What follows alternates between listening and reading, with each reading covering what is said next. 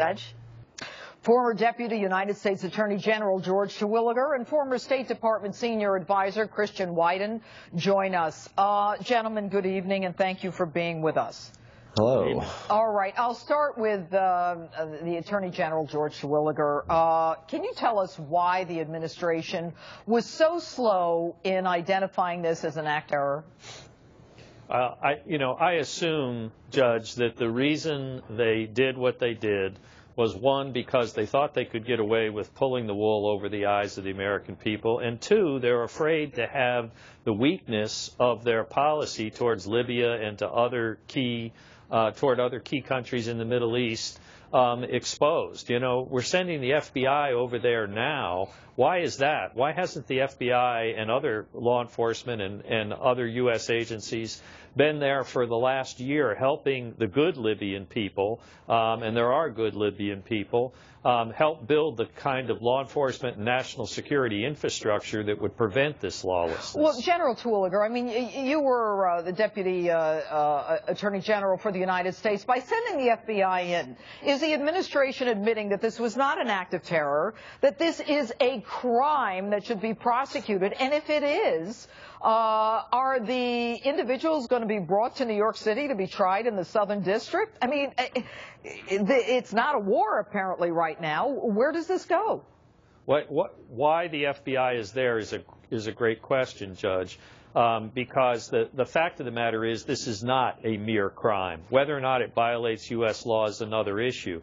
But what is the FBI going to do there? First of all, you have a so-called crime scene, which is really the scene of an act of war, that's been completely contaminated. The site has been overrun. And even if they were to find the people that are responsible, and those kinds of investigations can take years. Bob Mueller, the director of the FBI, and I worked together on Pan Am 103. That investigation took years to piece together responsibility to prove someone guilty beyond a reasonable doubt. Well, then maybe, and I'll go to Christian Whiton right now, maybe that does fit into the White House narrative here, that if you do an investigation that takes years, then you have to declare an act of war or admit that it was what it was. What say you, Christian?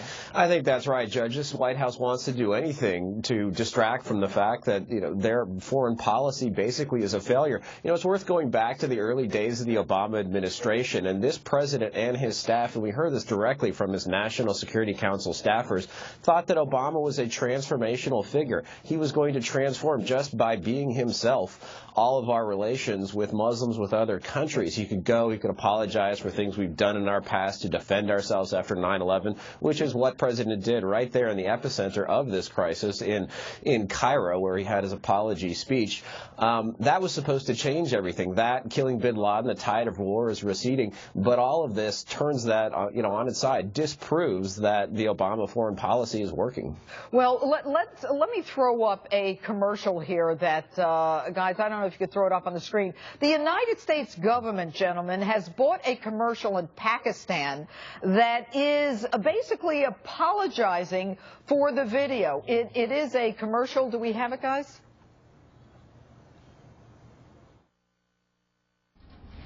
Since our founding, the United States has been a nation that respects all faiths.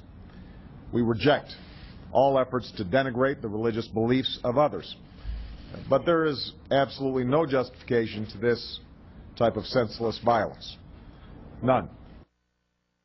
Let me state very clearly, and I hope it is obvious, that the United States government had absolutely nothing to do with this video. Gentlemen, have you ever heard of the United States government purchasing advertising time in other countries to reject or apologize for a video? Oh, it's shocking, and it's provocatively weak. Going out there and doing this. One thing that these terrorists are doing is not just trying to push America out of the world. They're trying to cow reformers, silence reformers and secularists in their own country. And when we don't even recognize that, don't even recognize Islamism exists as a political force, and don't recognize that apologies don't work.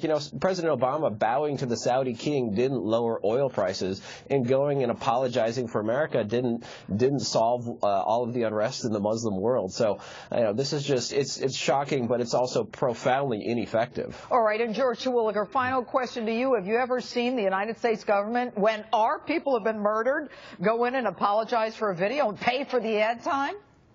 No, I mean, the problem with all of this is, and I frankly think this is bad politics on the administration's part, the American people know that there is no excuse for killing people for this kind of behavior. And if we continue to withdraw into a cowed position of weakness and appear to be that way, we're only encouraging more of this kind of conduct. All right, gentlemen. George Terwilliger, Christian Whiton, thanks so much for being with us.